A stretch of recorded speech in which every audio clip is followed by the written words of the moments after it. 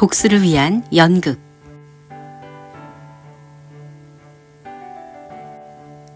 다음 날 밀레이드는 밤새도록 복수하는 꿈을 꾸다 잠이 깼다.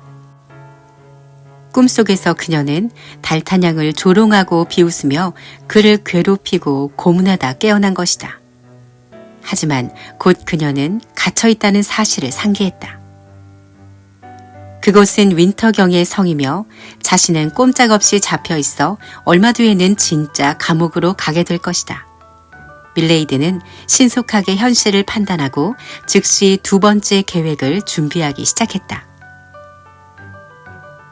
그날 아침의 계획은 꾀병이었다. 그리고 시중을 들어주는 하녀에게 말했다. 그녀는 힘이 하나도 없는 표정으로 환자처럼 침대에 누워 있었다. 열이 나요. 밤새도록 너무 아파서 잠을 못 잤어요. 마침 그 방으로 들어온 펠튼이 그녀의 목소리를 들었다. 그럼 의사를 불러드릴까요? 하녀가 말했다.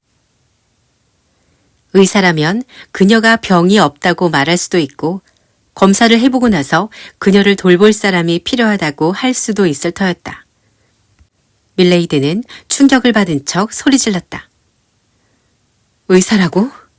무엇 때문에? 이 사람들은 어제 내가 쓰러진 것도 연극이라고 했어. 그들의 생각이 오늘이라고 바뀌겠어? 게다가 그들은 의사를 부르러 갈 시간도 없을 테고 말이야. 그럼 부인이 원하는 것을 말씀해 보시오. 모르겠어요. 전 단지 제가 아프다는 것밖엔 모르겠어요. 하지만 펠트는 흔들림이 없었다. 가서 윈터경을 불러오시오. 그가 하녀에게 말했다. 제발 부탁이에요. 그러지 마세요. 전 괜찮아요. 아무것도 필요 없어요. 그를 부르지 마세요, 제발. 그 사람만은 부르지 마세요. 그녀는 정말 괴로워하는 것처럼 보였기 때문에 펠트는 밀레이디에게 몇 걸음 다가섰다. 당신이 정말로 아프다면 의사를 불러드리겠습니다. 하지만 당신이 속임수를 쓰는 것이라면 상황은 더욱 나빠질 것입니다. 그리고 그는 나가버렸다. 밀레이디는 그 상태로 오래도록 기다렸으나 의사도 윈터경도 나타나지 않았다. 그녀는 꾀병 작전이 어느 정도 성과가 있었다고 판단해 이제는 다른 작전을 시작할 때라고 생각했다. 우선 옷을 차려입고 점심 식사가 오길 기다리기로 했다. 그때그때 그녀에게 주어지는 상황을 최대한 이용하기로 마음을 먹었다. 그녀가 이렇게 만반의 준비를 하고 있다는 것을 전혀 모르는 펠트는 작은 소반을 든 해병과 함께 들어왔다. 그는 밀레이드에게 다가갔다. 그녀는 멀리 창밖을 바라보고 있었다. 식사하세요, 부인. 그리고 윈터경께서 당신의 종교와 관련된 책으로 위안을 찾으시길 바란다고 전하셨습니다. 지금이 당신에겐 무척 고통스러울 테니 말입니다. 거절하지 말고 받으십시오. 이렇게 말하면서 그는 기도책을 한 권 그녀에게 주었다. 그녀는 교활할 뿐 아니라 똑똑한 여자였다. 밀레이드는 여자의 직감과 순발력으로 그 기회를 놓치지 않고 즉시 이용하기로 마음먹었다. 그녀는 펠튼의 말에서 이상한 점을 발견했다. 펠튼이 당신의 종교라고 한 것이다. 그렇다면 그녀의 종교는 그의 종교가 아니라는 것이다. 펠튼은 바로 기독교였던 것이다. 청교도주의자. 그는 검소하고 깨끗한 옷을 입고 항상 근엄한 표정이었다. 밀레이드는 장교가 준 책을 손에 쥐고는 한동안 바라보았다. 그러고는 그 책을 탁자 위로 멀리 치워놓고 외쳤다. 나의 종교라뇨? 그 꼼꼼한 양반이 도대체 나를 어떻게 생각하고 있는 거죠? 나에게 또 다른 올가미를 씌우려는 건가요? 그럼 당신의 종교는 무엇입니까, 부인? 펠트는 궁금해하며 물었다. 나의 믿음으로 박해를 당하고 나면 그때는 알게 되겠죠. 장교는 더 이상 말하지 않았다. 하지만 그녀는 그의 흔들리는 눈빛에서 희망을 얻었다. 그녀의 선택이 옳았던 것이다. 그녀가 다시 말했다. 전 지금 적들의 손 안에 있어요. 하지만 신께서 저를 그들로부터 구해주실 거예요. 그렇지 않더라도 저는 신을 위해 죽겠어요. 장교는 그 기도책을 들고 한마디 말도 없이 나갔다. 하지만 밀레이디는 자신의 선택이 옳았다는 확신이 들었고 장교를 계속 이용하기로 했다. 그녀는 이 좋은 기회를 놓치지 않을 것이며 이 주도권을 포기하지 않을 것이다. 저녁 5시경 윈터경이 나타났다. 그는 밀레이디의 앞에 놓인 의자에 조용히 앉았다. 그러니까 당신이 종교를 바꿨다는 거요? 그게 무슨 말씀인가요? 우리가 마지막으로 만났을 때와 지금 당신의 종교가 다르다는 거요. 또 결혼했소? 당신의 3번째 남편이 기독교도이신가? 윈터경은 확신에 가득 차서 말했다. 하지만 그는 그녀가 어떤 작전을 세웠는지, 그녀의 꿍꿍이가 무엇인지 예상할 수가 없었다. 자신의 빈정거림으로 오히려 자신이 궁지에 몰릴지도 모를 일이었다. 그녀는 조금도 동요하는 기색이 없었다. 마치 그의 말을 이해할 수 없다는 듯 꼿꼿한 자세로 일관하며 그의 말에는 전혀 관심이 없다는 듯이 말했다. 자세히 설명을 좀 해주세요. 저는 당신 말이 잘 이해가 안 되는군요. 말하자면 당신은 어떤 종교도 가지고 있지 않다는 말이오. 당신 같은 사람은 그러고도 남을 것이오. 윈터경은 그녀를 비웃었다. 당신의 잣대로 보면 당연히 그렇겠죠. 밀레이디가 대꾸했다. 하지만 윈터경은 그녀의 변화가 무엇을 의미하는지 알 수가 없었다. 도대체 이 무서운 여자가 어떤 새로운 계획을 세운 것인지 알 길이 없었다. 그래서 그는 무심하게 말했다. 이 주제에 대해서 난 별로 관심이 없다는 걸 말해두고 싶소. 당신이 무관심하다는 것을 굳이 말해줄 필요는 없어요. 당신의 죄가 그걸 증명하니까요. 진정하시오. 감히 그런 말을 하다니 무척 경솔하군. 당신은 지금 저 사람들이 우리 이야기를 듣고 있으니까 그렇게 흥분하는 거겠죠. 당신은 저들이 충실한 개처럼 당신을 따르면서 나를 나쁜 사람으로 몰아가고 싶어 하니까요. 세상에, 어제는 희극이고 오늘은 비극이요? 그렇지만 다행히도 앞으로 8일 후면 내 임무는 끝날 것이고 당신은 정해진 곳으로 떠나게 될 테니. 부끄러운 임무, 치욕적인 장소. 그녀는 불공평한 판결을 받은 무고한 희생양인 것처럼 흥분하며 소리쳤다. 아, 이제 당신의 악한 마음이 폭발할 지경이군. 하지만 얌전히 있는 것이 좋을 것이오. 윈터경은 목까지 치밀어 오르는 분노를 감추고 방을 나섰다. 밀레이디가 예상한 대로 펠트는 문 뒤에 서서 그들의 대화를 엿듣고 있었다.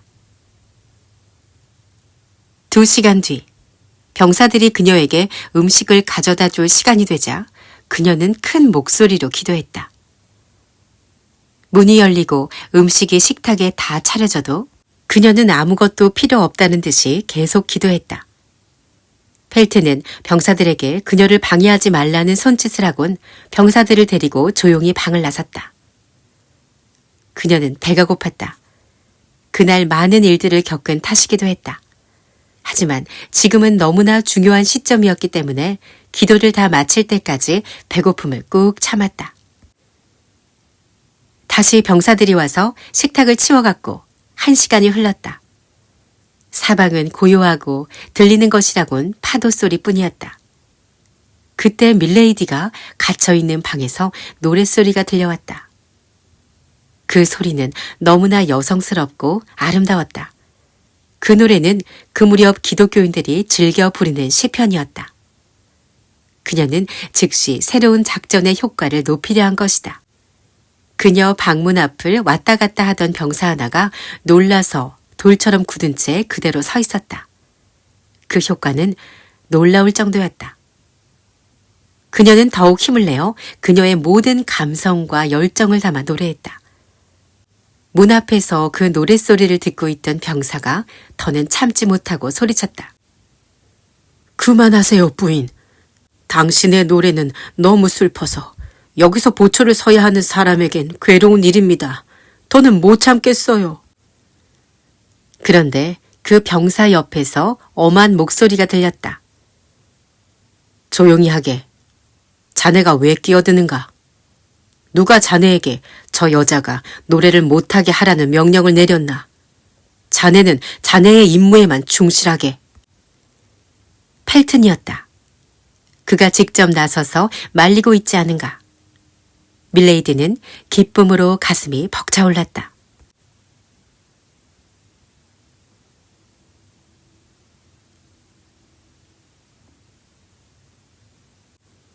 희생양이 된 펠튼. 펠튼은 그녀가 자신과 같은 종교를 가진 청교도주의자라는 사실을 알게 된 후부터 그녀를 도와주기 시작했다. 하지만 그 젊은 장교는 어디까지나 윈터경의 부하였고 그녀의 감시자였다. 그러나 만일 그녀가 그와 이야기를 나눌 수만 있게 된다면 그녀는 어떻게 해서든지 그를 설득할 자신이 있었다. 그런 의미에서 펠튼 설득 작전은 이미 어느 정도 성공한 셈이었다. 그와는 별개로 그녀는 윈터경에게도 나름의 작전을 펼치고 있었다. 윈터경에겐 도도하고 경멸하는 자세로 일관했다. 마치 불공평한 판결을 받은 희생자인 듯이. 그래서 그 판결 자체를 무시한다는 듯 했다. 그런데 오히려 펠튼에게 하는 연극이 더욱 어려웠다. 윈터경은 어느 날 그녀가 떠날 날이 얼마 남지 않았다는 것을 말해주러 갔다. 그러자 밀레이드는 무릎을 꿇고 신을 향해 외쳤다. 오, 나의 신이시여. 신께서는 제가 어떤 이유로 고난을 받고 있는지 아시겠죠? 저에게 견딜 수 있는 힘을 주시옵소서. 그녀는 눈을 들어 하늘을 쳐다보았다. 그녀의 이 새로운 연극을 보고 윈터경은 놀랄 수밖에 없었다. 그녀의 이번 작전이 어떻게 돌아가는지 전혀 알 도리가 없었다. 사실은 그 연극이 그를 보고 하는 게 아니라 다른 사람을 겨냥하고 있다는 것을 윈터경은 알아차리지 못했다. 사실 장교는 방 안으로 들어오지는 않았지만 문 밖에서 이 모든 이야기를 들었다. 물론 장교가 완전히 넘어온 것은 아니었지만 적어도 밀레이드는 자신이 희생양인 양 하는 역할을 너무나 진짜처럼 잘했다. 그리고 여전히 윈터경에겐 무심하기 짝이 없었다. 윈터경은 그녀의 이런 행동이 바로 그 장교를 노리고 있다는 것을 상상도 하지 못했다. 얼마 지나지 않아 펠튼은 이 여자에 대한 차갑고 무관심한 태도를 바꾸기 시작했다. 그가 보기에 그녀의 단 한 가지 잘못은 자신의 신념을 꺾지 않는 데 있다고 느껴졌던 것이다. 밀레이드는 정치뿐만 아니라 당시 영국에서의 종교 문제도 잘 알고 있었다. 기독교인들 사이에서 천주교에 대해 얼마나 나쁜 감정을 가지고 있는지도 잘 알고 있었다. 예를 들면 버킹엄 공작은 영국 궁정의 높은 사람들이 나라의 이익과 상관없이 종교의 팔을 갈라서 갈등과 대립을 반복하는 바람에 희비가 엇갈린 사람 중 하나였다. 그녀는 그 종교 문제를 이용하여 그곳을 빠져나갈 수 있는 유일한 탈출구를 모색하고 있었다. 그녀는 할 수만 있다면 원수를 갚을 기회도 동시에 얻고 싶었다. 또 누가 알겠는가? 그 장교를 이용하여 그녀가 갇혀있는 그곳에서 빠져나와 추기경이 명령했던 그 임무를 완수하게 될지 말이다. 잠시 후 밀레이드가 방 한 구석에서 무릎을 꿇고 있을 때 방문을 두드리는 소리가 들렸다. 펠튼이 혼자서 그 방을 찾아온 것이다. 그녀가 급히 일어나자 장교는 허둥대며 만류했다. 기도하는 사람을 방해할 생각은 없습니다, 부인. 그는 뒤로 물러났다. 제가 기도하는 줄 어떻게 아셨죠? 하지만 아니에요. 당신이 기도했다고 당신을 책망하거나 벌할 거라고 생각하지 마십시오. 신은 그걸 원치 않는답니다. 죄는 회개해야 하는 겁니다. 죄라뇨? 그녀는 순간 음흉한 미소를 살짝 지었다. 벌을 받고 있다고 말씀하셔야죠. 당신은 신께서 때때로 죄가 없는 사람에게도 벌을 내리신다는 것을 알고 있겠죠? 신께서 원하신다면 말이에요. 부인, 당신이 죄를 지었든지 아니면 억울하게 벌을 받고 있든지 당신을 위해 제가 함께 기도를 해드리겠습니다. 벌을 받고 있다? 하지만 제가 도망치고 싶어하는 것은 벌을 받는 것이 수치스러워서가 아니에요. 제게 내려진 형벌은 전혀 다른 문제예요. 무서운 일이죠. 무슨 말씀인지 모르겠군요. 모른 채 하고 싶으신 거겠죠. 저는 제 명예를 걸고 단지 이것만 말씀드릴 수 있습니다. 당신은 윈터경이 저에 대해 가지고 있는 생각을 모르시는군요. 모릅니다. 어떻게 그럴 수가. 당신은 그가 가장 믿는 사람이잖아요. 부정하지 않겠습니다, 부인. 윈터경의 의도는 너무 분명해서 알아차리기 쉬운걸요. 저는 아무것도 알려고 하지 않습니다. 다만 저에게 맡겨진 일을 충실히 할 뿐입니다. 그리고 윈터경께서는 당신 앞에서 말한 몇 마디 외에는 더하지 않으셨습니다. 밀레이드는 믿을 수 없다는 듯이 외쳤다. 그렇다면 당신은 그와 공범은 아니군요. 당신은 윈터경이 내게 저지른 그 부끄러운 일을 모르시는군요. 펠트는 흥분했다. 당신이 잘못 알고 있소. 윈터경은 그럴 뿐이 아닙니다. 밀레이드는 대답 대신 그의 눈을 바라보곤 떨리는 목소리로 말했다. 불명예 수련자의 친구라면 뭐든지 할 수 있어요. 누구를 말씀하시는 겁니까? 영국에 그런 사람이 두 사람 말고 또 있겠어요? 펠틴의 눈이 순간 번뜩였다. 그는 확신에 가득 찬 말투로 중얼거렸다. 버킹엄 공작? 제 생각에 영국에서 그가 어떤 사람인지 설명하는데 그보다 더 많은 말이 필요한 사람은 없을 거예요. 신께서 그를 지켜보고 계실 겁니다. 그는 신의 형벌을 피하지 못할 겁니다.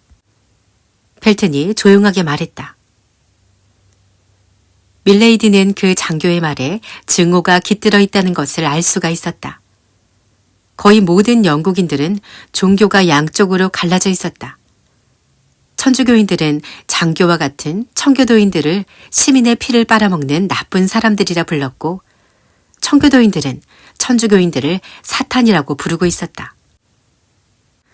제가 만약 그 사람에게 합당한 벌을 내려달라고 한다면 그것은 제 개인적인 복수를 위해서가 아님을 당신은 아실 거예요.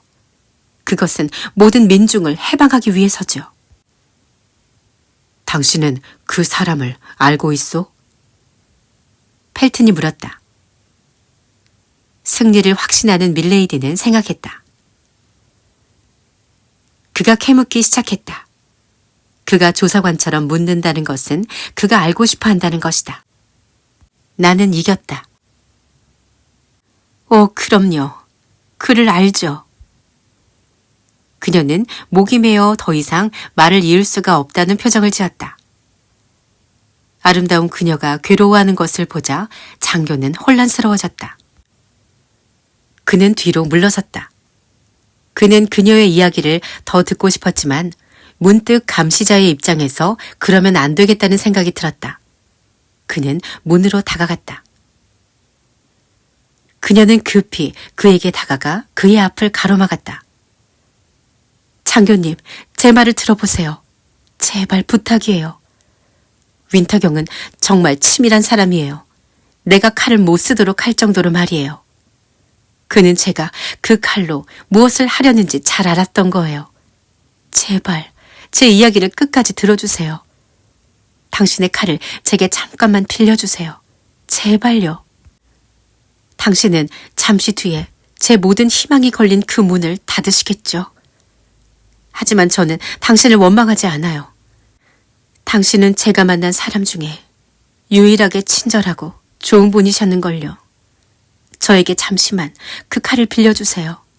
그럼 저 감시 구멍을 통해서 곧 돌려드릴게요. 자살이군요. 당신은 자살하려는 거군요. 펠트는 소름이 끼쳤다. 밀레이디는 더 이상 힘이 없다는 듯이 어쩔 도리가 없다는 듯이 그의 발 앞에 쓰러졌다. 내가 말해버렸네. 그가 모든 것을 알게 됐으니 난 망했어. 두 사람은 복도를 걸어오는 발자국 소리를 들었다. 윈터경이었다. 그는 밀레이디의 마지막 희망을 한순간에 무너뜨릴 수 있게 되었다. 펠튼 앞에 쓰러져 있던 그녀는 그 아름다운 눈동자를 빛내며 그에게 속삭였다. 제가 당신에게 한 말을 한마디도 그에게 하지 마세요. 그럼 저는 끝이에요. 만약 당신이 말한다면. 하지만 더 이상은 말할 시간이 없었다. 발자국 소리가 아주 가까워졌다. 밀레이디는 그녀의 아름다운 손으로 펠튼의 입을 막았다. 곧 윈터경이 문 앞에 도착했다. 그는 방문 앞을 지나쳐서 복도 저쪽으로 멀어져 갔다. 두 사람은 하얗게 질린 채 숨을 몰아쉬며 서로를 바라보았다. 펠튼은 마치 악몽에서 깨어난 사람처럼 그 방을 나서며 문을 닫았다. 밀레이디는 펠튼이 윈터경의 반대 방향으로 멀어져가는 발자국 소리를 듣곤 겨우 안도할 수 있었다. 펠튼은 이제 그녀의 편이었다.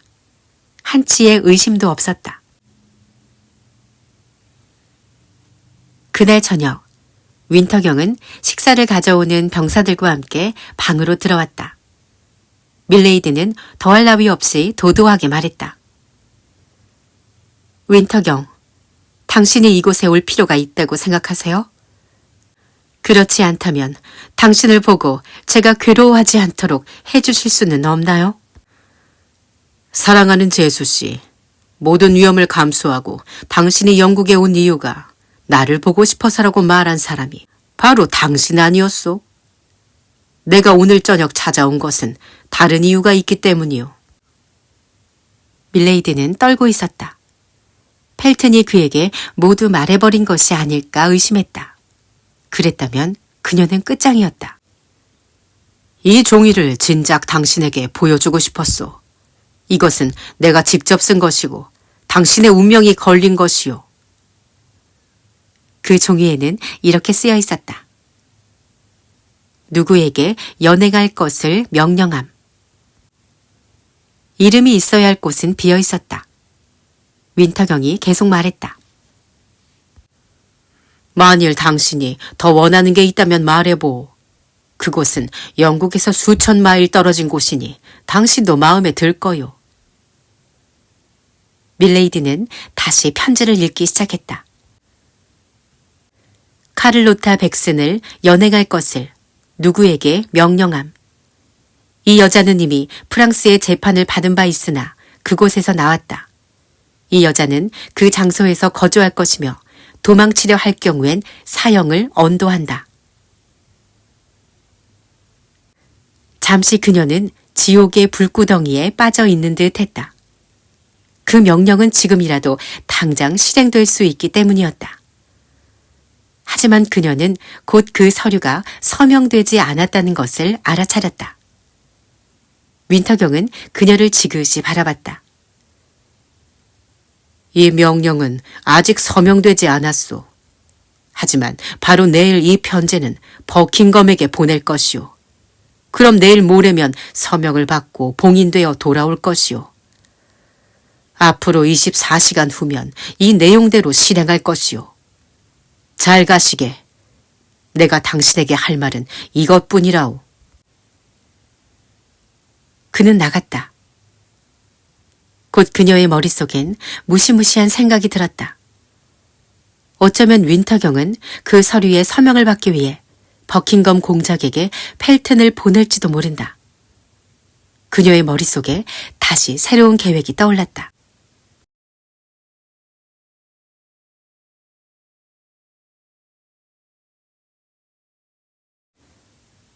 비극의 마지막. 다음 날 펠튼이 밀레이디의 방에 들어왔다. 그녀는 만반의 준비가 끝난 상태였다. 펠튼은 그녀가 의자 위에 올라서서 창문의 창살에다 무언가를 묶고 있는 것을 보았다. 그것은 찢어진 수건들을 이어 만든 끈 같았다. 그녀의 허리에도 감겨 있었다. 그녀는 화들짝 놀란 듯이 의자 아래로 내려섰지만 사실은 그가 오는 소리를 듣고 일부러 그랬던 것이다. 그녀는 장교 앞에 서서 끈을 뒤로 감추려 했다. 그의 얼굴이 새파랗게 질렸고 지난밤 한숨도 자지 못했기 때문에 눈은 충혈되어 있었다. 그는 그녀에게 다가와 끈의 한쪽 끝을 잡곤 엄하게 물었다. 이게 도대체 뭐요? 그건 아무것도 아니에요. 정말이에요. 그녀는 최대한 슬픈 목소리로 말했다. 감옥 안에선 지루함이 가장 힘든 적이죠. 저는 너무너무 지루해서 미친 듯이 이 끈을 엮었어요. 그럼 의자 위에는 왜 올라간 거요? 아무것도 아니에요. 저는 알아야겠습니다. 제발 묻지 마세요.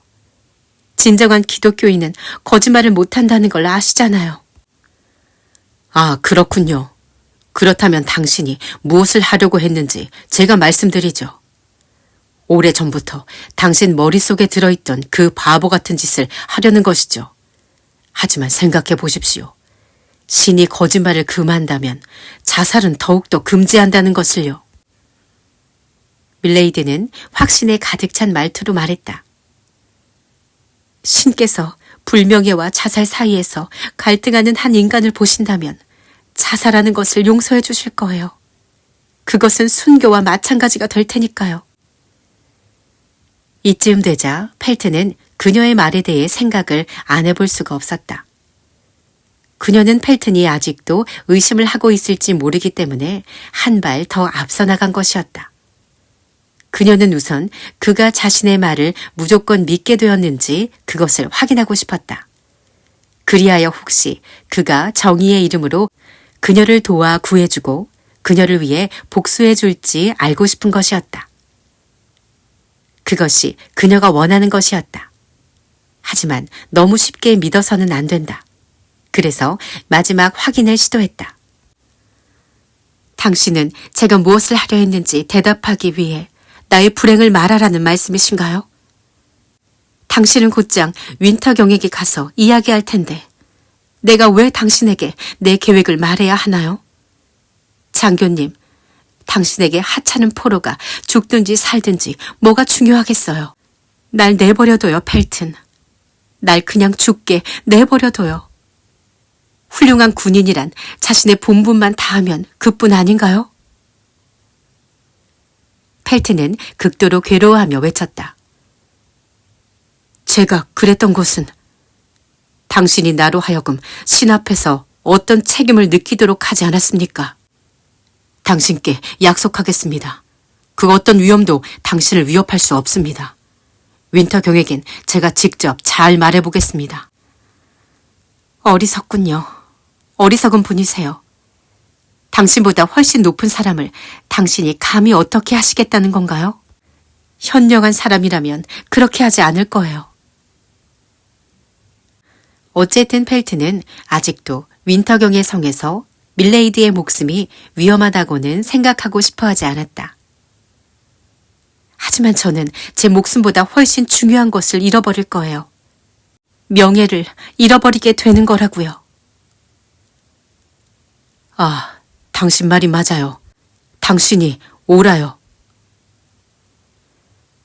가엾은 장교는 드디어 완전히 넘어간 것이다.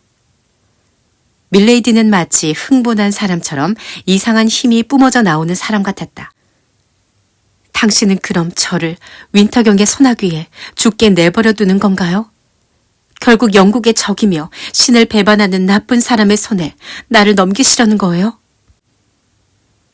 펠트는 무언가에 홀린 사람처럼 밀레이디의 얼굴을 바라보았다. 그녀가 새롭게 보였다.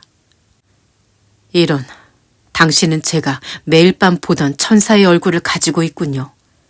그 천사가 내게 말하곤 했죠. 싸워라. 가서 영국을 구하고 자신을 구하거라. 그러면 신의 심판을 면할 수 있을 것이다라고. 그 천사가 바로 당신이었군요. 밀레이드는 지금이야말로 자신이 그렇게 오랫동안 생각하고 준비했던 이야기를 할 때라고 생각했다. 하지만 그때 다시 한번 윈터경의 발소리가 복도에서 들려왔다. 바로 그 절정의 순간에 그가 또다시 나타난 것이다. 윈터경은 장교를 바라보았다. 오래전부터 이곳에 있었나 보군, 펠튼. 그녀가 모든 잘못을 이야기할 작정을 했나 보지. 그러려면 얼마나 많은 시간이 걸리는지 알게 될 걸세. 밀레이드는 당황해하고 있는 장교를 도와줘야겠다는 생각을 했다. 제가 한 가지 부탁을 하려고 그를 붙잡았어요. 윈터경은 확인을 하려는 듯이 두 사람을 번갈아 쳐다보았다. 그렇습니다, 대장님. 그녀가 제게 칼을 빌려달라고 하더군요. 문에 난 구멍으로 다시 돌려주겠다고 하면서요. 펠튼이 대답했다. 여기 그녀가 죽이고 싶어하는 다른 누군가가 숨어있나 보지. 저뿐이에요. 밀레이드는 당당하게 말했다. 내가 당신이 유배지에서 사형 집행인과 같이 있도록 하지 않았는가? 당신 말이 옳아요. 나도 그 생각을 했었죠. 사실 아직도 생각 중이에요. 밀레이디의 대답이었다. 그녀가 뒤로 감추었던 끈을 보았던 펠트는 이 말에 겁이 났고 윈터경은 그의 마음을 눈치챘다. 자네, 이 여자의 말을 믿지 말게. 자네는 나만 믿으면 되네. 그녀를 경계해야 해. 마음을 단단히 먹게. 잠시 후면 우리는 영원히 그녀로부터 자유로워지게 될 걸세.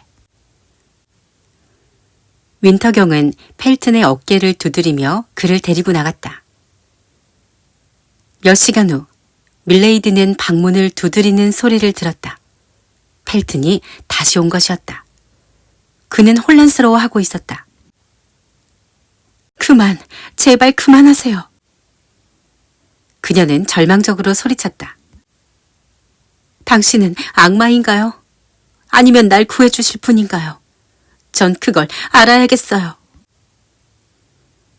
이제 밀레이드가 마지막 카드를 내놓을 차례였다.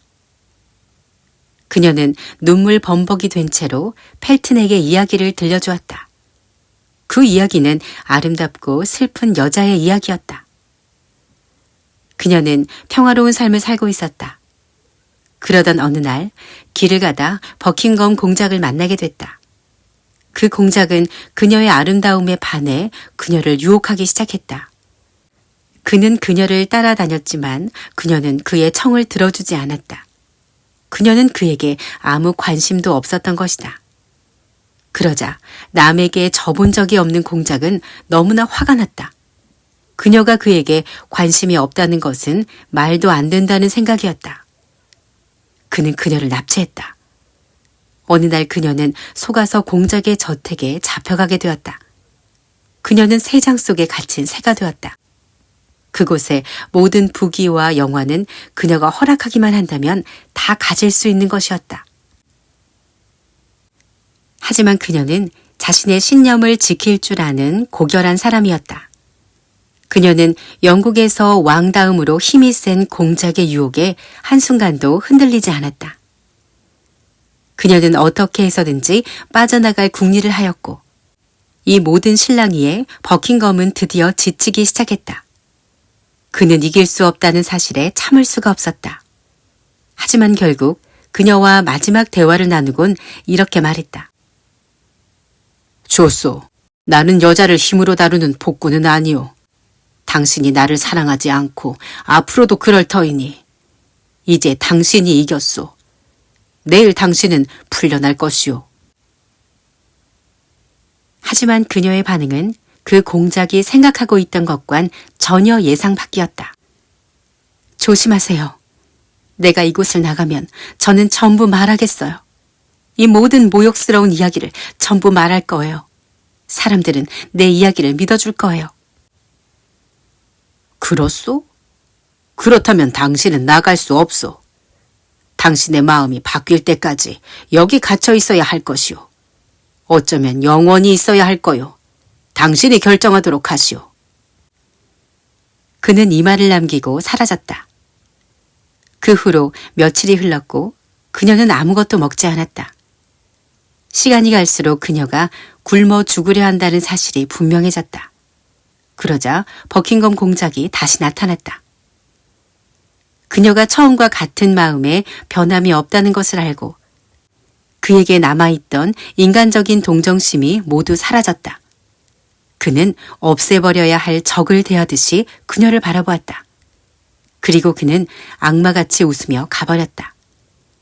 정말 악마 같은 것은 그녀에게 벌을 줄 방법을 그가 생각해냈다는 것이다. 그가 나감과 동시에 사형 집행인이 들어왔다. 그 사형 집행인은 뜨겁게 달구어진 쇠를 들고 와선 그녀에게 다가갔다. 그 어떤 이야기보다 극적인 이 대목에서 밀레이드는 슬픔이 복받쳐 올라 더 이상 이야기할 수 없다는 듯이 흐느끼며 이야기를 중단했다. 이야기를 듣고 있던 장교는 최면에 걸린 사람처럼 숨이 막히는 듯 했다. 이야기를 다시 시작하려던 밀레이드의 입에서 한숨이 새어나왔다.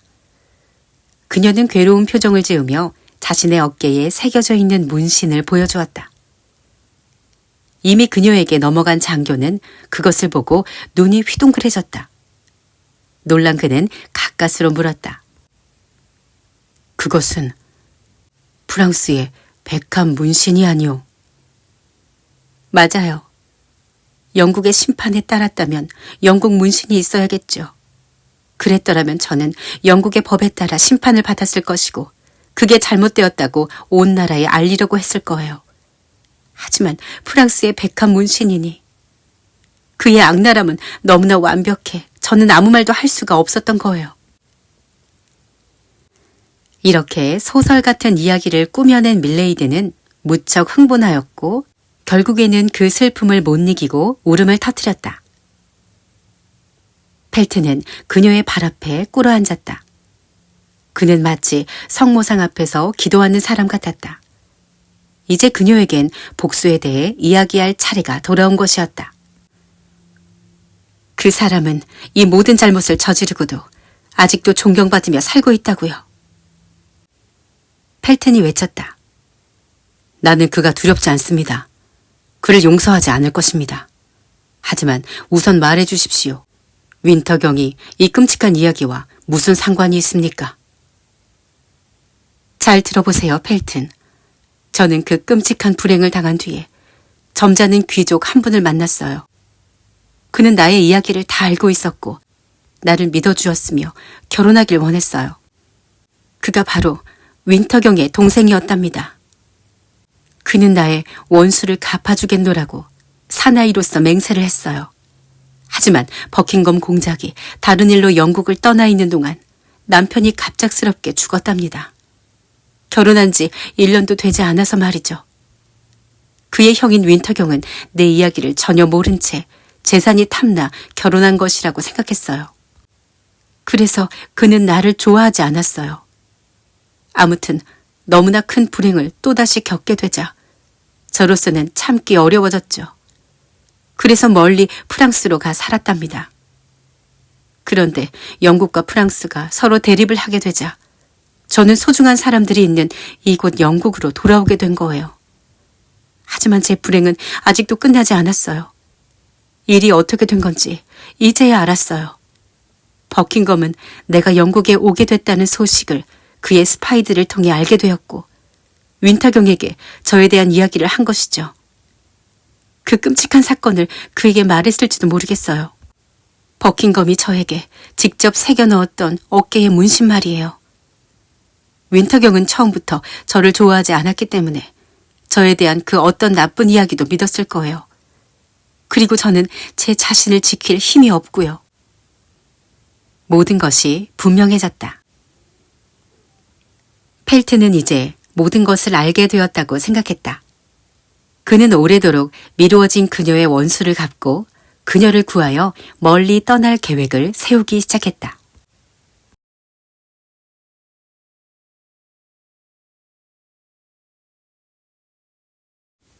탈출. 저녁이 되자 폭풍우가 거세게 몰아쳤다. 밀레이드는 그녀의 방에서 불안한 마음으로 창밖을 바라보고 있었다. 그때 누군가가 그녀의 창문을 두드렸다. 그 창문은 바다 쪽 깎아지른 절벽으로 나 있었는데 창문 너머로 펠튼의 얼굴이 나타났다. 그녀는 급히 창문을 열었다. 지금 뭐 하시는 거예요? 세상에, 어쩌시라고요? 조용히 하시오. 누가 듣겠소. 지금부터 내가 이 창살을 톱으로 자를 것이오. 그 일이 끝나면 같이 도망갑시다. 당신은 물러서서 자는 채 하고 있으시오. 다 끝나면 당신을 부르리다. 밀레이드는 그의 말대로 옷을 다 차려입은 채로 침대에 누웠다. 그녀의 신경은 문 밖의 소리에 온통 집중되어 있었다. 다행히 아무 소리도 들리지 않았다. 3시간이 지나서 그녀는 다시 창문 두드리는 소리를 들었다. 다 끝났소. 펠튼이 짧게 말했다. 어서 짐을 챙겨 나를 따르시오. 밀레이드는 창문으로 다가섰다. 깎아지른 절벽 위에 줄 사다리에 매달려 있는 펠튼이 그녀를 바라보았다. 그 절벽 아래에는 높은 파도가 일고 있었다. 불가능해. 그녀는 도저히 그를 따를 수가 없을 거라고 생각했다. 그러자 펠튼이 다시 엄하게 말했다. 손을 내미시오. 그녀는 그의 말대로 손을 내밀었다. 그는 손수건으로 그녀의 손목과 줄 사다리를 묶었다. 그러곤 그녀의 팔을 그의 목에 두르게 하고 그녀를 등에 업고 줄 사다리를 내려가기 시작했다. 폭풍우는 멈췄지만 바람은 여전히 심하게 불고 있었다. 두 사람은 허공에서 마구 흔들렸다. 그러나 해군 장교인 펠트는 천천히 안전하게 한 계단 한 계단 내려갔다. 그러다 갑자기 그가 멈추었다. 사람의 목소리가 들려온 것이다. 무슨 일이죠? 순찰대요. 어쩌면 좋아요. 그들이 우리를 볼 거예요. 우리는 끝났어요. 아니, 불빛이 절벽으로 비치지 않으면 괜찮아요. 걱정 마세요. 잘 될 테니 두고 보세요. 장교는 침착했다. 절벽 아래쪽에 사다리가 매달려 있는 걸 보게 될 거예요. 그렇지 않을 겁니다. 다행히 이 사다리가 무척 짧거든요. 그들은 벽에 딱 달라붙어서 숨을 죽이고 있었다. 잠시 후 순찰대가 그들 바로 아래까지 왔다가 웃고 떠들며 반대쪽으로 지나쳐갔다. 긴장한 밀레이드는 힘에 부쳐 그만 기절했다. 펠트는 그녀를 업고 힘들게 다시 내려가기 시작했다. 마지막으로 가장 어려운 일은 아래로 뛰어내리는 일이었다. 줄 사다리가 너무 짧았기 때문이었다. 그러나 침착한 그는 성공했다. 그는 그녀를 팔에 안고 준비해둔 배로 다가갔다. 잠시 후 눈을 뜬 밀레이드는 자신이 배 위에 누워있다는 것을 알았다. 그 배는 저쪽에 머물러 있던 큰 배로 다가가는 중이었다. 그녀는 비로소 기쁨의 탄성을 질렀다. 그리고 그 일을 해낸 펠튼에게 고맙다고 했다. 하지만 그것도 잠시였다. 그녀는 다시 냉정을 되찾곤 펠튼에게 그 다음 계획을 물었다. 큰 배는 프랑스로 가는 배라고 했다. 하지만 펠튼은 폴츠마우스에서 내려야 한다고 했다. 왜 폴츠마우스에서 내리죠? 무엇을 하려고요? 밀레이디가 물었다. 그는 슬픈 미소를 지어 보였다. 부인, 윈터경이 당신을 추방하라는 문서를 버킹엄 공작에게 보여주고 직접 서명을 받아오라는 명령을 제게 내렸다는 것을 아실 겁니다. 서둘러야 합니다. 왜냐하면 바로 내일 공작은 모든 함대를 이끌고 로켈레로 출항을 할 것이기 때문이죠. 안 돼요. 있을 수 없는 일이에요. 그래서는 안 돼요. 밀레이드는 순간 자제력을 잃고 외쳤다. 펠튼에게 밀레이드의 외침은 아무런 의미가 없었다. 속에는 이미 단호한 계획이 서 있었기 때문이었다. 걱정 마세요. 그는 출항하지 못할 테니까요. 펠튼의 대답이었다. 그 순간 그녀는 그가 무슨 말을 하고 있는 것인지 알아차렸다. 그녀는 이겼다. 그녀는 너무나 감격하여 눈을 반짝이며 그를 바라보았다. 펠튼, 당신은 우리들의 구원자예요. 하지만 이것만은 알아두세요. 만일 당신이 죽으면 저도 당신과 함께 죽겠어요. 제가 할 수 있는 말은 이게 전부예요. 장교가 그녀의 말을 막았다. 조용히 하시오. 다 왔소. 그들이 타고 있던 배가 큰 배에 가까워졌다. 큰 배에 있던 사람들이 그 두 사람이 올라탈 수 있도록 도와주었다. 그리고 그 배는 곧 폴츠마우스로 향했다. 두 사람은 헤어지기 전에 다음 날 아침 10시까지 펠튼을 기다리기로 약속했다. 그때까지 오지 않으면 배는 먼저 프랑스로 출항하고 장교는 밀레이드를 뒤따라 프랑스로 가기로 했다.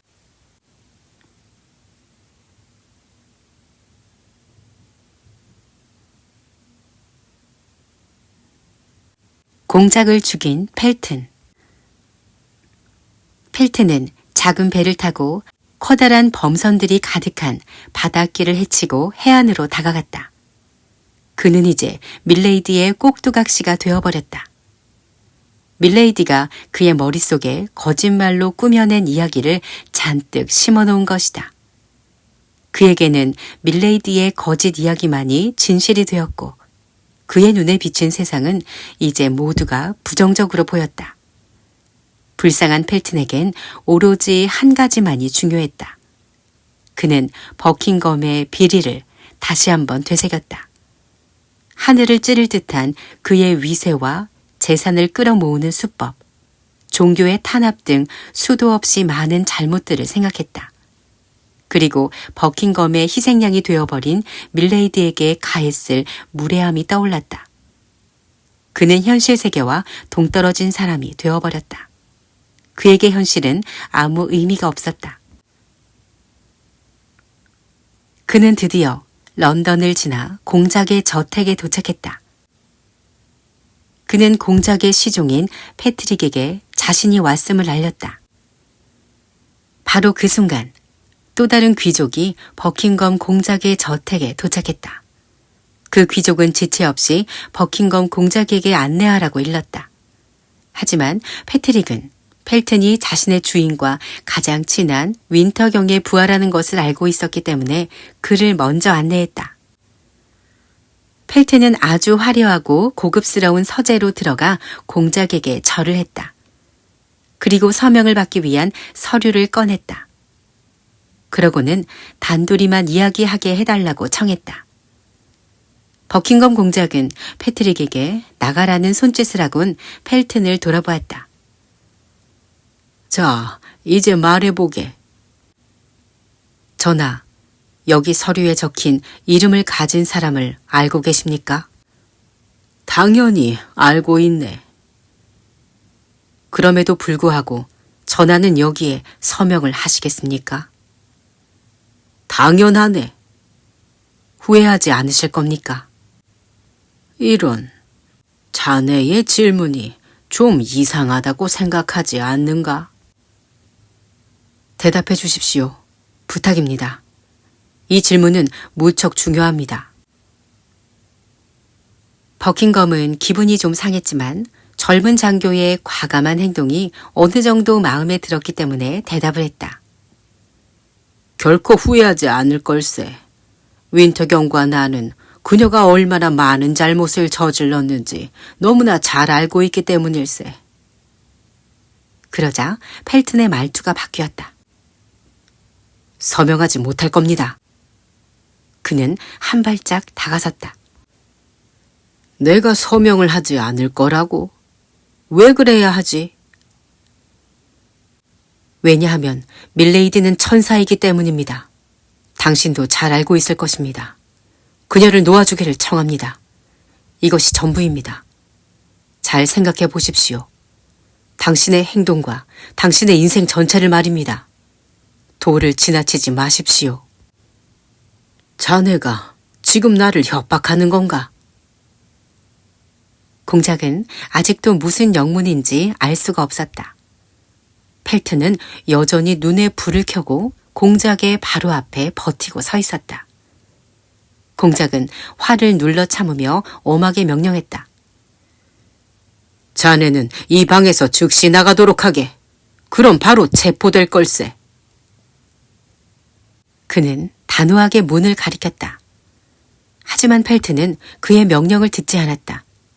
그리고 공작이 종을 쳐 사람을 부리지 못하게 막아섰다. 펠트는 칼을 꺼냈다. 조심하시오. 당신은 신의 심판을 받을 것이오. 악마의 심판이겠지. 버킹검은 칼을 잡았다. 하지만 그가 칼을 뽑기도 전에 펠튼이 그를 겨누었다. 바로 그때 문이 열리고 패트릭이 들어와 소리쳤다. 프랑스에서 편지요. 프랑스에서? 공작이 이렇게 말하는 사이에 펠트는 그의 옆구리를 찔렀다. 배신자, 나를 죽이다니. 공작은 쓰러지며 외쳤다. 이미 제정신이 아닌 펠트는 서둘러 방을 나가려 했다. 하지만 바로 그때 층계의 모습을 나타낸 윈터경을 보고 멈춰섰다. 너무 늦었군. 너무 늦었어. 윈터경은 절망적으로 외치며 펠튼을 잡았다. 그는 펠튼의 눈을 바라보며 이 끔찍한 일이 왜 일어났는지 그 이유를 찾으려 애썼다. 펠튼은 근위대에게 넘겨졌고 윈터경은 공작의 서재로 달려갔다. 공작을 만날 순간을 펠튼에게 먼저 양보했던 손님 한 사람이 패트릭을 따라 들어왔다. 그 사람은 거의 죽어가고 있는 공작에게 몸을 숙였다. 공작은 그를 알아보았다. 포르테. 그는 사실 안나 왕비의 시종이었다. 그는 극비리에 프랑스에서 건너왔던 것이다. 윈터경은 그 처참한 광경에 큰 충격을 받았다. 그는 자신의 부주의로 인해 이 일이 벌어졌다고 생각했다. 그는 공작 곁으로 다가가 털썩 무릎을 꿇고는 눈물을 흘렸다. 오, 전하, 다 제 탓입니다. 평생 잊지 못할 겁니다. 공작은 그의 손을 잡고 힘겹게 말했다. 아닐세, 윈터경. 평생을 두고 슬퍼해줄 사람은 원래 없다네. 이제 모두 날 내버려 두게. 그는 의사를 부르라고 외치며 공작에게 힘을 내라고 말했다. 하지만 공작은 모두 물러가라는 손짓을 했다. 그는 포르테와 단둘이 남아있자고 했다. 그래, 왕비께서 내게 무얼 원하시는가? 나에게 뭐라고 쓰셨나? 편지를 펼쳐서 읽어보게. 왕비가 나에게 뭐라고 썼는지 모르고 죽을 수는 없지 않겠는가? 그러자 포르테는 낮지만 분명한 목소리로 읽기 시작했다. 공장님, 당신이 아직도 나의 안녕을 생각하고 계신다면 지금 이 전쟁을 끝내려고 프랑스에 맞서 전투 준비를 하는 것을 중단해 주세요. 그것은 영국뿐 아니라 프랑스 모두에게 고통을 가져다 줄 거예요. 또한 당신 역시 고통스러울 것이고 저 역시 괴로워하게 될 거예요. 그러니 제발 당신의 목숨을 조심하세요. 지금 당신은 위협받고 있습니다. 당신과 더 이상 적이 아닐 수만 있다면 당신의 목숨은 내게도 무척 소중하답니다. 당신의 사랑하는 안나로부터. 버킹엄은 숨을 몰아쉬며 말했다. 그녀는 이제 나를 진정 친구로 생각하고 있군. 공작은 곧 숨을 거두었다. 잠시 뒤 의사가 도착했고 그는 공작의 사망을 확인했다. 윈터경은 바로 눈앞에서 자신의 군주이며 친구인 공작이 죽는 것을 보곤 그 방을 나와 펠튼을 찾기 시작했다. 그는 펠튼에게 소리쳤다. 나쁜 녀석, 살인자! 도대체 무슨 짓을 저지른 것인가? 복수를 했을 뿐입니다. 복수를 했다고? 네가? 악마 같은 여자의 손에서 노란한 주제에. 잘못하셨습니다. 공작이 제게 장교로서 대접해주지 않았기 때문에 죽인 것입니다. 윈터경은 펠튼이 더 이상 다른 말은 들으려 하지 않는다는 것을 알았다. 윈터경은 그런 펠튼을 더는 용서할 수가 없었다. 그러고 나서 곧바로 총성이 울렸다. 장교는 공작의 저택 가까이에 있는 항구 쪽만 바라보았다. 눈앞에는 프랑스를 향해 닻을 올리는 배 한 척이 멀어져 갔다. 그는 마지막 힘을 다해 윈터경에게 물었다. 마지막 청이 있습니다, 대장님. 지금 몇 시입니까? 윈터경은 시계를 꺼냈다. 10시 10분 전일세. 밀레이드는 다시 한번 배신을 했다. 항구에서도 프랑스에서도 펠튼을 기다리지 않았던 것이다.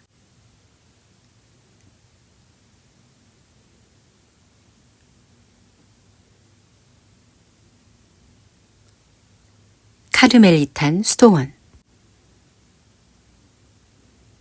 영국에서 불행한 일들이 있고 난 며칠 뒤 프랑스에서는 트레빌 대장이 직접 뽑은 특수 총사대가 파리를 향해 말을 달리고 있었다.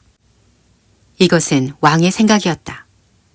국왕은 끝나지 않는 로켈레의 공격에 잠시 공백을 두기 위해 파리로 갈 것을 리슐리우의 추기경과 합의했다. 왕을 호위하는 말을 달리는 총사들 중에는 사총사도 끼어 있었다. 루이 13세는 특히 사총사를 좋아하고 있었기 때문에 그들이 계획하고 있는 어떤 임무를 수행할 수 있도록 허락해 주었다. 착한 코스탄차 보나시오가 아직도 어느 수도원에 숨어 있기 때문이었다. 다행히 아라미스 덕택으로 그들은 그녀가 안전한 곳에 있도록 도와준 것이다. 하지만 이제 그녀를 그곳에서 데리고 나와 추기경의 손길이 미치지 못하는 다른 곳에서 자유롭게 살 수 있도록 해야 할 때가 되었다. 그래서 그들은 파리에 도착하자마자 트레빌 대장에게 휴가를 요청하러 갔다. 사실 달타냥은 그 일을 혼자 해치우고 싶었다. 혼자서 코스탄차가 있는 카르멜리탄 수도원에 최대한 빨리 가고 싶었던 것이다. 하지만 현명한 아토스는 적극적으로 반대했다. 만약 밀레이디가 프랑스로 살아 돌아오는데 성공한다면 달타냥의 목숨은 또다시 위험에 빠지게 되는 것이다. 그렇기 때문에 그의 친구들이 그와 함께 갈 필요가 있었다. 이것은 단지 아토스의 생각이었지만 만일 달타냥이 지금 카르멜리탄 수도원에서 벌어지려 하는 일을 예상할 수 있었더라면 그도 겁이 났을 것이다. 실제로 프랑스에 내린 밀레이드는 추기경에게 자신의 임무 결과를 보고했고 바로 그 수도원에 대한 명령을 기다리고 있었다. 밀레이드는 추기경이 직접 서명한 편지를 가지고 카르멜리탄 수도원에 도착했다. 그곳의 수녀 원장은 손님을 잘 대접해야 한다고 생각하는 사람이었기 때문에 밀레이디도 극진한 대접을 받았다. 하루가 지난 다음 날 수녀 원장은 그녀에 대해 궁금해했고 그녀는 그곳에 오게 된 이유를 이야기했다. 수녀 원장의 질문에 이런저런 대답을 하면서 그녀는 자신이 추기경의 보호를 받는 사람이라는 이야기까지 했다. 그런데 그녀는 그 수도원의 수녀들이 추기경을 별로 좋아하지 않는 사실을 눈치챘다.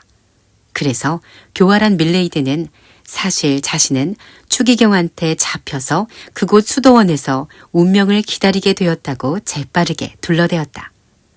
수녀 원장은 그녀의 말을 철석같이 믿게 되었다. 밀레이드의 이야기를 다 듣고 난 수녀 원장은 그녀가 편히 그곳에서 쉴 수 있도록 힘껏 도와주기로 하였다. 그러면서 수녀 원장이 말했다. 궁정의 어떤 음모 때문인지는 잘 모르겠지만 한 여자가 피해를 입고 이곳에 와 있답니다. 그녀는 정말 착하고 좋은 사람이니 당신도 그녀를 보면 좋아하게 될 겁니다. 수녀 원장은 좋은 사람을 만나게 되어 기쁘다며 밀레이드의 방을 나섰다. 그리고 잠시 후 수녀 원장은 이야기했던 젊은 여자를 데리고 다시 돌아왔다. 두 방문객은 금세 친해졌다. 그들은 둘 다 젊고 또한 같은 처지에 있었기 때문이다. 특히 그 젊은 여자는 곧 이곳을 나가게 될 것이기 때문에 오랫동안 같이 있을 수는 없지만 밀레이드를 알게 되어 너무나 기쁘다며 눈을 빛냈다. 그럼 금방 떠나시나요? 그럴 수 있기를 진심으로 바라죠. 추기경 때문에 많은 괴로움을 당하셨다고 들었는데 밀레이드의 날카로운 눈빛에 얼굴을 붉혔지만 그녀는 또박또박 이야기했다. 전 단지 저의 잘못으로 고통을 당하고 있는 것이죠. 하지만 제가 수녀 원장님께 듣기론 당신도 저처럼 추기경 때문에 고통을 받고 있다고요. 맞아요. 전 그에게서 도망칠 수가 없어요. 저는 도망갈 돈도 없고 저를 도와줄 친구도 없거든요. 이렇게 착하고 아름다우신데도요? 하지만 그건 상관없는걸요. 당신이 보다시피 전 혼자고 감시당하고 있어요. 두 사람의 대화로 그들은 점점 더 친해졌다. 밀레이드는 그녀에 대한 모든 것을 알고자 했고 밀레이드는 수없이 많은 거짓말을 하면서 조금씩 그녀의 비밀을 캐내기 시작했다. 결국 그녀가 왕비의 이야기를 하는 대목에 이르자 밀레이드는 자신도 왕비를 충실하게 따르던 사람이었다고 말했다. 그러자 그녀는 밀레이드의 손을 꼭 붙잡았다. 왕비를 따랐다고요? 그렇다면 절 믿으세요. 당신은 더 이상 혼자가 아니에요. 제가 있잖아요. 제가 구출될 수 있다면 당신도 함께 가요.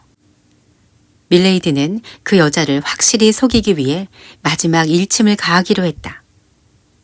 그는 궁정에서 잘 알려진 사람의 이름을 대어 그녀의 말을 더욱 사실처럼 믿게 만들었다. 그 이름은 바로 트레빌 대장이었다. 그러면 그 사람의 총사들 중에 아는 사람이 있겠네요. 밀레이드는 잔뜩 긴장하며 멈칫할 수밖에 없었다. 하지만 태연이 대답했다. 물론이지요. 그럼 달타냥을 아시나요? 밀레이드는 놀라움을 감출 수가 없었다. 누구라고요? 달타냥이요. 아, 예, 알죠. 물론 그를 알아요. 밀레이드는 이렇게 대답하고 곧 정신을 바짝 차렸다. 아니, 사실 아주 잘 알고 있어요. 그리고 이제 확실히 알 것 같아요. 당신은 보나시오 부인이시죠? 그리고 그는 당신의 좋은 친구이며 기사죠. 아니, 그걸 어떻게... 당연하죠. 달타냥은 나를 믿을 수 있는 친구로 여겼으니까요. 밀레이드는 그녀를 감싸 안으며 친한 체했다. 두 여자는 서로 위로하면서 함께 울고 웃었다. 그리고 젊은 여자는 밀레이드를 완전히 믿게 되자 모든 것을 이야기하기 시작했다. 달타냥과 삼총사가 이곳으로 올 거예요. 바로 오늘 저녁 날 데리러 올 거라고요. 달타냥과 그의 친구들이? 불가능해. 그들은 지금 로켈레에 묶여 있어요. 모두가 그렇게 생각하고 있죠. 하지만 올 거예요. 이걸 보세요. 제가 편지를 받았어요. 바로 그때 말발굽 소리가 가까이에서 들려왔다. 세상에, 달탄양일까요? 밀레이드는 숨이 막혔다. 아니, 아닐 거예요. 너무 일러요. 그렇다면 저건 누굴까요? 밀레이드는 떨고 있었다. 코스탄차가 그녀에게 물었다. 왜 떨고 있죠? 나는 누구도 믿지 못해요. 모든 게 두려워요. 추기경이 보낸 사람이면 어떡해요? 그때 문이 열리고 수녀 원장이 들어왔다. 당신이 볼로뉴에서 왔나요? 수녀 원장이 밀레이드에게 물었다. 네, 맞아요. 이름을 밝히지 않은 사람이 당신을 만나고 싶어 해요. 추기경 쪽 사람이에요. 들어오게 해주세요. 수녀 원장과 코스탄차는 밖으로 나갔고 밀레이드는 그 사람을 맞이했다. 로케포르트. 제가 직접 왔습니다. 어디서? 로켈레에서 왔습니다. 난 어제 이곳에 왔고 아직 늦은 것은 아니에요. 그렇군요. 제가 여기서 누굴 만났는지 아세요? 그녀는 제 가장 친한 친구가 되었고 저에게 추기경을 피해 도망가자는 제안을 했어요. 아니, 성급히 판단하지 마세요. 그녀는 왕비의 보호를 받고 있는 바로 보나시오 부인이라고요. 제 생각에는 이보다 더 좋은 기회는 없는 것 같군요. 어쩌면 더 큰 기적이 일어날지도 몰라요. 오늘 저녁 달타냥과 삼총사가 이 여자를 구하기 위해 이곳으로 온다고 했어요. 또다시 추기경을 얕잡아보고 말이죠. 그들은 아직 로켈레에 있지 않나요? 그랬었죠. 하지만 지금 이쪽으로 오는 중이에요. 그럼 어떻게 하죠? 걱정 마세요. 제가 알아서 할게요. 코스탄차 보나시오는 이미 제 손안에 들어왔어요. 저녁이 되기 전에 당신은 저에게 마차 하나를 보내주시면 돼요. 제가 필요한 것은 그것뿐이에요. 이제 가세요. 아, 나가면서 수녀 원장을 보게 되면 저에 대해 말을 나쁘게 하는 걸 잊지 마세요. 당신이 그렇게 해야 제가 이곳에서 제 역할을 계속할 수 있어요. 잠깐만요. 임무를 마치고 나면 당신을 어디서 다시 만나죠? 원하는 곳을 정하십시오. 괜찮다면 종이에 적어서. 그럴 필요 없어요. 제가 생각해 볼게요. 이 지역을 두루두루 잘 알고 있어요. 아, 그래요. 아르망티 LA에서 날 기다리고 계세요. 그런 곳은 들어본 적이 없는데요. 리스에 있는 아주 작은 마을이에요. 그런 이름을 기억하기가 쉽지 않군요. 여기 종이 쪽지에 적어주세요. 밀레이드는 적긴 적었지만 기분이 과히 좋지 않았다. 그렇게 적게 되면 증거물이 될 수 있다는 것을 너무나 잘 알고 있었기 때문이었다. 하지만 로케포르트라면 그녀만큼 확실한 사람이기 때문에 종이 쪽지를 지니는데 큰 위험은 없을 것 같았다.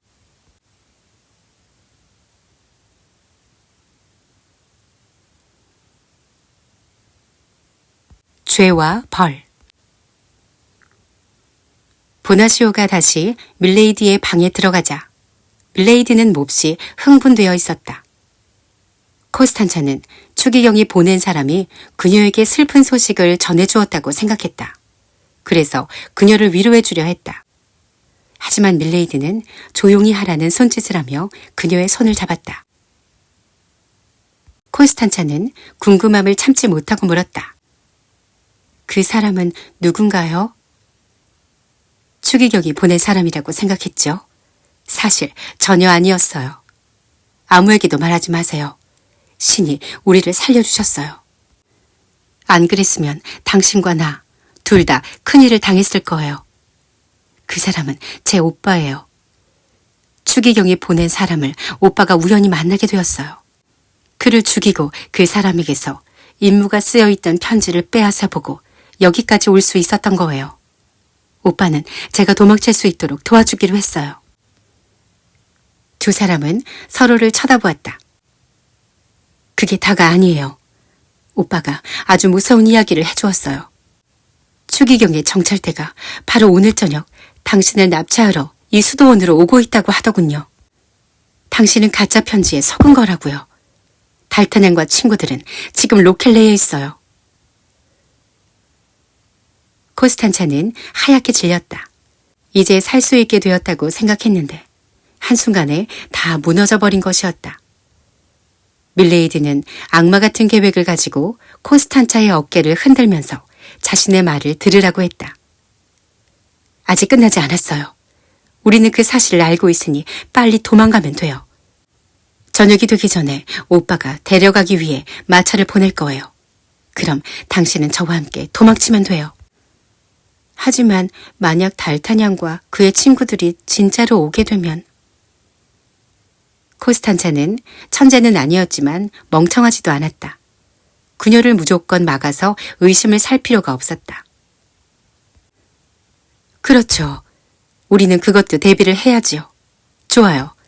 마부가 우리를 안전한 곳에 데려다 주고 나면 이곳으로 즉시 돌아와 숨어서 망을 보게 하기로 해요.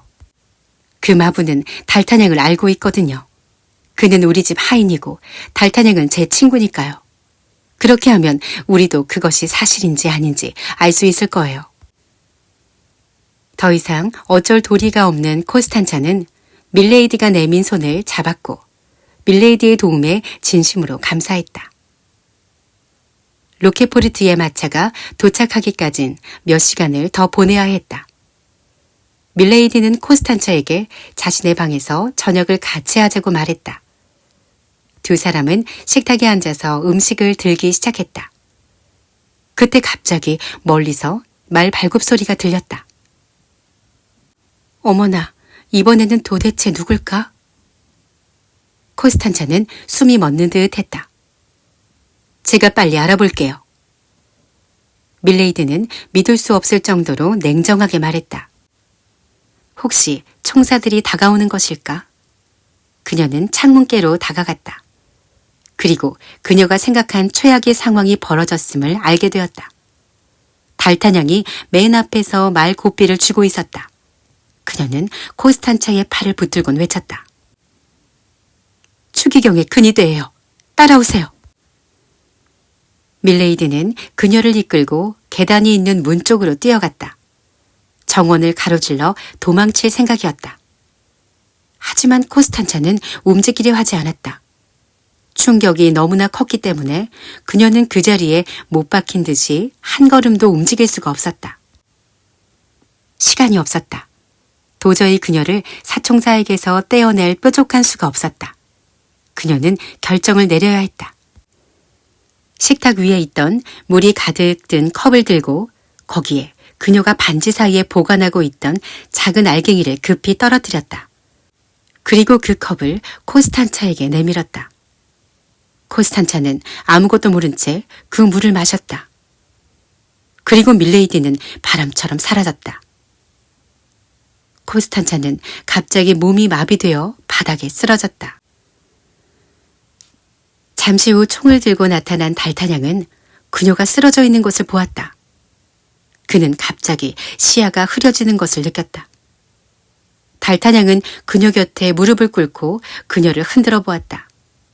그녀는 자신처럼 고통을 당하고 자신을 구해주려 했던 친구에 대해서 겨우 말할 수 있었을 뿐 잠시 후 죽었다. 그 사이 삼총사도 들어와서 코스탄차의 마지막 말을 듣게 되었고 곧 그녀는 밀레이드에 의해 독살되었다는 것을 알았다. 한동안 무서운 침묵이 흘렀다. 그러더니 계단 쪽에서 사람의 발소리가 들려왔다. 한 남자가 문 앞에 나타났다. 내 이름은 윈터경이라고 하오. 나는 지금 한 여자를 찾고 있는 중이오. 이곳에도 시체가 있는 것을 보니 그녀가 여길 지나간 것이 틀림없구려. 그녀를 뒤쫓아 런던에서부터 왔소. 매번 그녀보다 한 발이 늦었군요. 지금부터는 우리가 그녀를 뒤쫓겠소. 아토스는 늘 그랬듯이 말없이 모든 준비를 끝냈다. 아르망트 에레가 그녀를 찾는 열쇠임이 분명했다. 그들은 그 이름이 적힌 종이를 한 귀족이 길에 흘리고 가는 것을 발견했던 것이다. 아토스는 4명의 하인들에게 각각 다른 길을 설명해주곤 가는 동안 눈과 귀를 고추 세우고 잘 살피라고 일렀다. 만일 밀레이드의 흔적이나 그녀가 도망친 장소를 알게 되면 4명 중 3명은 그녀를 감시하고 나머지 1명은 주인에게 알리라고 지시했다. 첫 번째 작전이 개시되자 아토스는 망토를 두르고 어디로 간다는 말도 없이 사라졌다. 한참 길을 가다 그는 어느 길로 가야 할지 망설였다. 지나가는 사람에게 길을 물었지만 그 사람은 무척 두려워하며 슬금슬금 도망쳐버렸다. 다른 행인에게 물어봐도 마찬가지였다. 아토스가 완전히 길을 잃어버렸다는 생각이 들었을 때 한 거지를 만나게 되었다. 아토스가 거지에게 돈을 주자 거지는 길을 안내해 주었다. 아토스는 들판을 가로질러 왼쪽에 쓰러져가는 오두막을 하나 발견했다. 그곳까지 길을 안내한 거지는 한 발짝도 더 가지 않고 쏜살같이 어둠 속으로 사라졌다. 아토스는 성큼 다가가서 문을 두드렸다. 대답이 없었다. 드디어 문이 열리고 그 사이로 사람이 보였다. 그 사람은 비쩍 마르고 키가 컸으며 얼굴에 핏기가 없었다. 아토스는 방으로 안내되었는데 그곳은 방이라기보단 실험실 같았다. 그 오두막 주인은 수많은 사람의 뼈들을 철사로 잇는 작업을 하던 중이었다. 그 광경을 보고도 아토스는 꿈쩍도 하지 않았다. 아토스는 자리를 잡고 앉아 곧바로 자신이 이곳에 오게 된 이유를 그 이상한 사람에게 설명했다. 하지만 그 사람은 아토스의 청을 단호히 거절했다. 그러자 아토스는 주머니에서 봉인된 편지를 꺼냈다. 모든 프랑스인이라면 그 편지 앞에서 고개를 숙이게 되어 있었다. 그 사람 역시 별 수 없이 아토스와 다음 날 다시 만나기로 약속을 했다. 아토스의 일은 거기서 끝이 났다. 그는 다시 그의 동료들이 있는 곳으로 돌아왔다. 하인들은 밀레이디가 아르망티에레의 포스타 여관에 있다는 것을 알아냈다. 다음 날 저녁 그들은 아토스가 오두막에서 만났던 사람을 만나 윈터경과 함께 포스타 여관으로 향했다. 그들이 포스타 여관에 거의 다 왔을 무렵 한 남자가 나무 사이에서 튀어나왔다. 아토스는 그가 그리모드라는 것을 알았다. 그래, 무슨 일이 있었나? 그리고 달타냥이 이어서 물었다. 떠난 건 아니겠지? 그리모드가 고개를 끄덕거렸다. 조용히 하게나. 이 일은 내가 결정하도록 하겠네. 그녀가 어느 쪽으로 갔는가? 아토스가 그리모드에게 물었다. 그리모드는 조금 떨어져 있는 리스강을 가리켰다.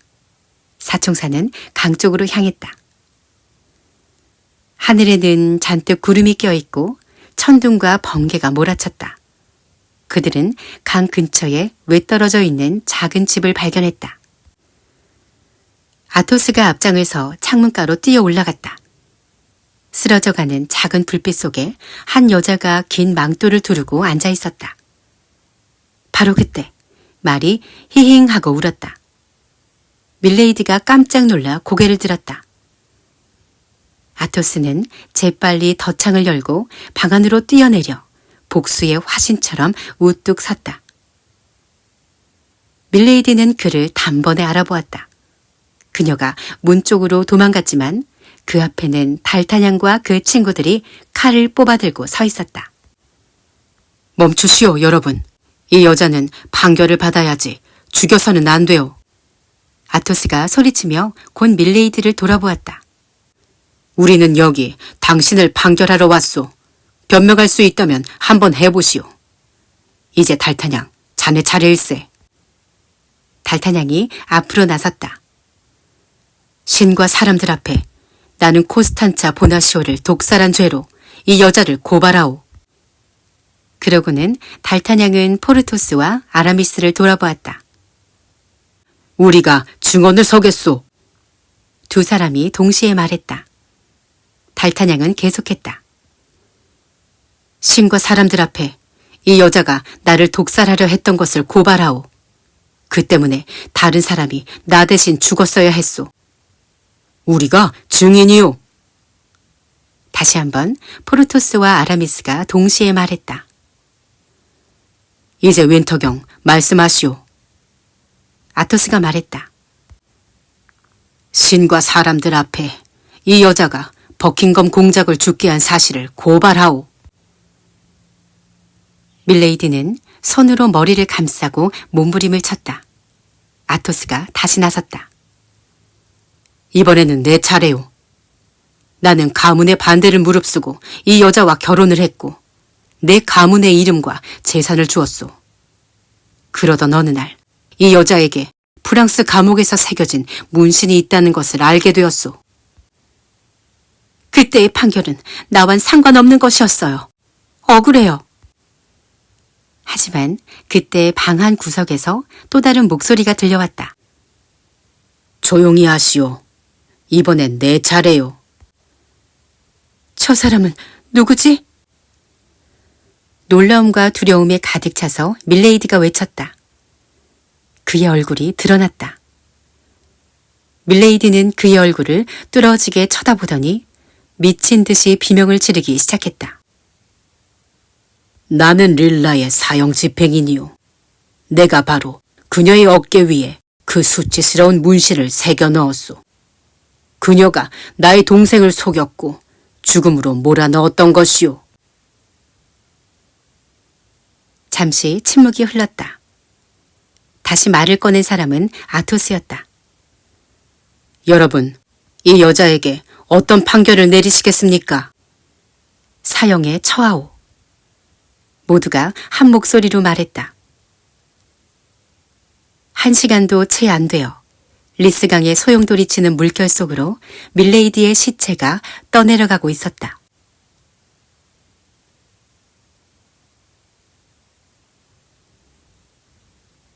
결론.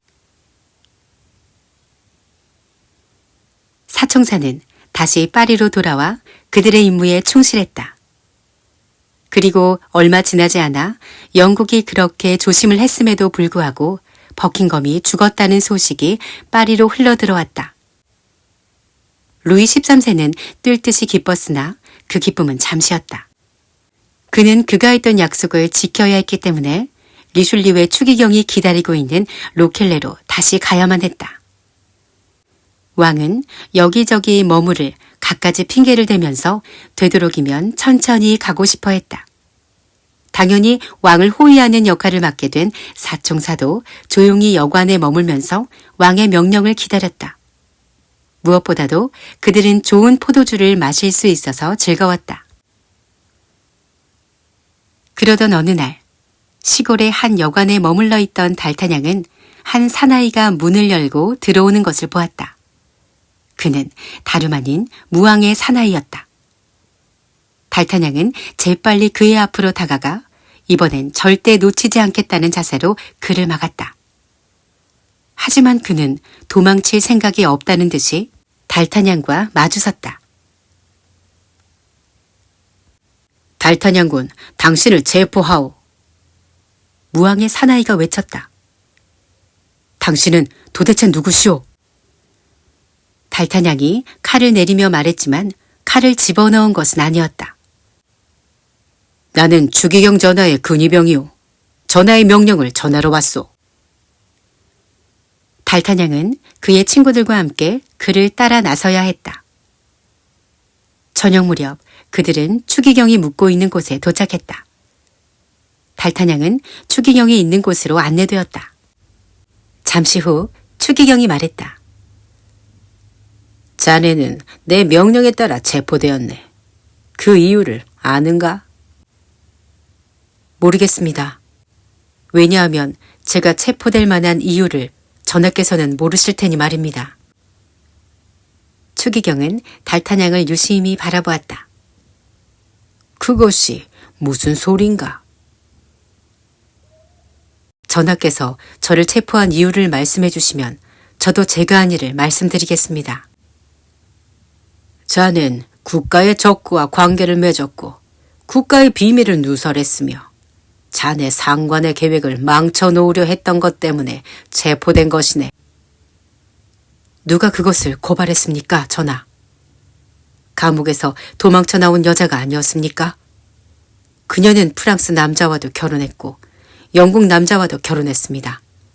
그리고 그의 두 번째 남편을 독살했으며 결국엔 저까지 독살하려 했었습니다. 그런 소리 말게. 도대체 누구 이야기를 하는 겐가? 추기경이 놀라서 물었다. 윈터 부인 이야기입니다. 만약 밀레이드가 그런 죄를 범했다면 당장 벌을 받았을 것이네. 그녀는 벌써 벌을 받았습니다, 전하. 누가 벌을 내렸단 말인가? 저와 제 친구들이죠. 그래서 그녀는 감옥에 갔단 말인가? 그녀는 죽었습니다. 죽었다고? 추기경은 그의 말을 믿을 수 없다는 듯이 되물었다. 그녀는 저를 3번씩이나 죽이려 했지만 용서해 주었습니다. 그런데 며칠 전 그녀는 아무 잘못도 없는 여자를 죽였습니다. 그래서 저는 도저히 참을 수가 없었습니다. 그리고 달타냥이 카르멜리탄 수도원에서 있었던 일을 이야기했다. 추기경은 가만히 듣고 있었다. 날카로운 눈빛과는 대조적으로 부드러운 어조로 말했다. 그러니까 자네들은 나라의 법에 따라 판결을 내리게 하지 않고 자네들 마음대로 판결을 했다는 것인가? 전하, 저는 저를 변호하고 싶은 생각은 추호도 없습니다. 전하께서 처벌하는 대로 형벌을 감수하겠습니다. 저는 죽음을 두려워할 만큼 목숨을 아끼지 않습니다. 오, 잘 알고 있네. 자네는 용기 있는 사람이지. 젊은 친구, 솔직히 나는 자네를 판결하고 처벌할 수도 있는 사람이네. 저는 그 대답 대신 이 주머니에 있는 소중한 문서를 보여드릴 수도 있습니다만 그냥 대답하겠습니다. 명령을 내리십시오, 전하. 저는 준비가 되었습니다. 소중한 문서라니. 추기경은 놀랐다. 누가 서명한 것이지? 왕께서 서명하셨나 보지. 그는 경멸하는 어투로 말했다. 아닙니다, 전하. 전하께서 직접 하신 것입니다. 달타냥은 예전에 아토스가 콜롬바이오 로쏘 여관에서 밀레이드로부터 빼앗았던 문서를 꺼냈다. 그것은 얼마 전에 릴라의 사형 집행인도 설득시킨 적이 있던 바로 그 문서였다. 추기경은 그 문서를 읽더니 생각에 잠겼다. 나를 죽일 수 있는 좋은 방법을 생각 중인 모양이군. 좋다. 진정한 사나이가 어떻게 죽는지 보여주마. 달타냥은 혼자 생각했다. 그동안 많은 모험을 겪으면서 그의 당당하고 현명해 보이는 얼굴은 더욱 강해 보였다. 리슐리우의 추기경은 모험과 열정으로 가득 찬 그의 얼굴을 유심히 바라보곤 그를 잘 다룰 수만 있다면 그에게 어떤 임무가 가장 적당할 것인가 곰곰이 생각해 보았다. 추기경이 마지막으로 임무를 맡겼던 공범자는 밀레이디였지만 사실 그녀는 정말 위험한 존재였다. 추기경은 달타냥이 소중하게 간직해왔던 그 문서를 조금씩 찢었다. 그러고는 책상으로 다가가서 펜을 들어 이미 무언가에 쓰여있던 종이 위에 몇 자를 더 적었다. 나를 처벌하는 내용을 적고 있구나. 달타냥은 씁쓸했다. 잠시 후 추기경은 그 종이를 달타냥에게 건네주었다. 하지만 그것은 총사 소대장의 임명장이었다. 달타냥은 추기경의 자비로움에 압도되어 무릎을 꿇었다. 전하, 이제 저의 목숨은 당신 것입니다. 하지만 이 명예는 저에겐 과분합니다. 이 업무에 더 잘 어울리는 삼총사가 있으니. 달타냥군, 잘 보게. 여기 임명장에 이름 칸은 비어있다네. 가장 합당한 사람을 자네가 써보게. 추기경은 곧 큰 소리로 로케포르트를 불렀다. 서재문 뒤쪽에서 기다리고 있던 로케포르트가 나타났다. 로케포르트, 여기 달타냥군을 보게. 이제 나는 그를 나의 편으로 받아들였네. 그러니 자네도 그렇게 알도록 하게. 로케포르트는 머뭇거렸다. 하지만 추기경은 그에게 달타냥을 그의 숙소까지 바래다 주라고 엄하게 명령했다. 이 모든 일이 끝나고 난 뒤 달타냥은 친구들을 찾아 그들의 숙소로 갔다. 물론 제일 먼저 똑똑한 아토스에게 갔다. 그는 늘 그렇듯이 포도주 한 병을 거뜬히 비우고 있었다. 달타냥은 그에게 모든 것을 이야기하곤 그 임명장을 꺼내 그에게 보여주었다. 우리들 중에 누가 가장 적합할까? 자네가 이걸 가지고 멋진 총사 소대장이 되어주게. 하지만 아토스는 달타냥에게 웃어 보인 뒤 잠시 생각을 하더니 이렇게 말했다. 자네가 갖게나 친구. 나에게는 너무 과분하다네. 나는 그저 벨의 백작이면 족하네.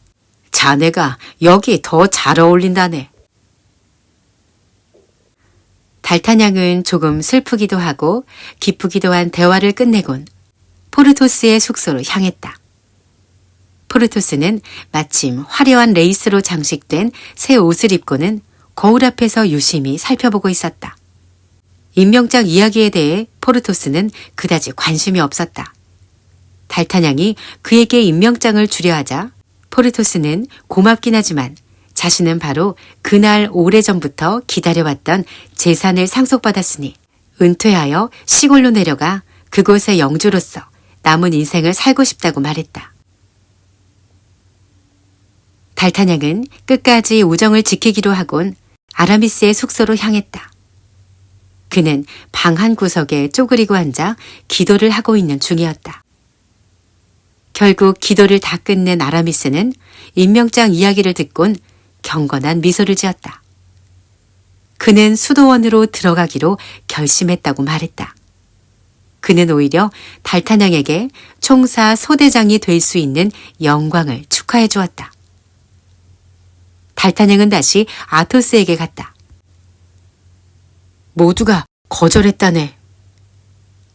달타냥은 들어서면서 외쳤다. 그건 자네가 이 임무에 가장 적당한 사람이라는 뜻일세. 아토스는 펜을 들곤 그 서류에 달타냥의 이름을 써넣었다. 난 다시는 친구들을 못 만날 걸세. 잘 가게.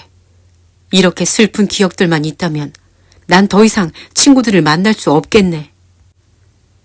달타냥은 손으로 머리를 감쌌다. 그의 두 눈에선 굵은 눈물이 뚝뚝 떨어졌다. 자네는 젊지 않은가? 그리고 그 슬픈 기억들이 언젠가 자네를 행복하게 해줄 걸세.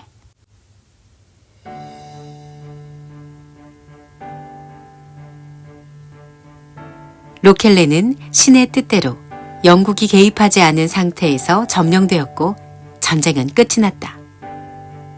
왕의 군대는 파리로 돌아왔고 달타냥은 총사 소대장이 되었다. 포르토스는 은퇴하여 자신의 영지로 돌아가 결혼했으며 아라미스는 로레나 지방을 여행하고 난 뒤 사라졌다. 사람들은 그가 낭시에 수도원으로 들어갔다고들 했다.